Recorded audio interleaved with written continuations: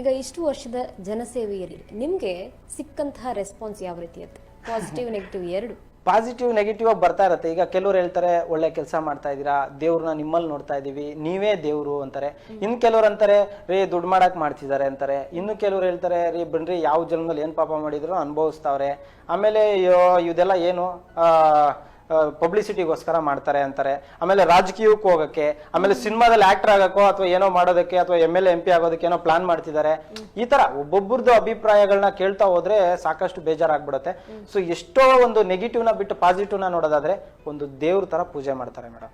So ಒಂದು ದೇವ್ರಿಗೆ ಏನ್ ಬೆಲೆ ಕೊಡ್ತಾರೆ, ನಮ್ಮನ್ನ ಎಲ್ಲೋ ಹೋಗ್ತಿದ್ರೆ ಕೈ ಮುಗಿತಾರೆ, ನಾನು ಎಲ್ಲೋ ಹೋಗ್ತಿದ್ರೆ ಊಟ ಕೊಡಿಸ್ತಾರೆ, ನಾನು ಎಲ್ಲೋ ಹೋದ್ರೆ ಕಾಫಿ ಕುಡಿದ್ರೆ ಗುಡ್ಡೆ ಇಸ್ಕೊಳ್ಳಲ್ಲ, ನಾನು ಒಂದ್ ಜೊತೆ ಬಟ್ಟೆ ತಗೊಂಡ್ರೆ ಸರ್ ಬಟ್ಟೆಗೆ ದುಡ್ಡ ನಿಮ್ಮ ಹತ್ರ ಬೇಡ ಸರ್ ಅಂತಾರೆ.